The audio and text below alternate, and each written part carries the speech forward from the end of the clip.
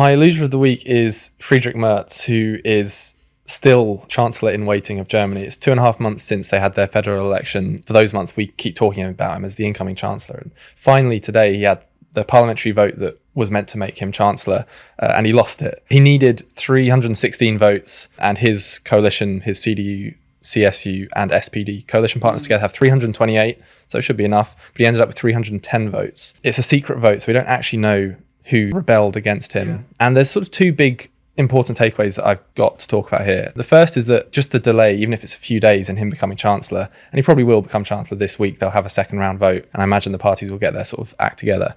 But that delay is just adding to a long delay since the election where Germany hasn't really had a proper active government at a really crucial time, both in Europe and sort of the wider world. And that delay of even just a few days is just adding to that. Merz was meant to go to Paris for, his big sort of reset of Franco-German relations with Macron, but he might not be able to do that now if the second round vote is tomorrow or later in the week. So that kicks that down the road. But the second thing, and this is more about Merz's personal ability or inability, is that it highlights basically his inability to control factions within his own party, but also within his two-party coalition. And if he can't even do that in the run-up to this sort of investiture vote, it doesn't bode well for the next 4 years, where he's going to have to manage inter-party and intra-party coalitions while, the AfD are riding high in the polls. And the AfD are very happy about what happened today. They're already saying this means we should have fresh elections, which is sort of unsurprising. It's bad on a number of fronts, and for Merz, it's a real embarrassment, because I don't think this has ever happened for a chancellor or incoming chancellor to lose the first round vote. Yeah.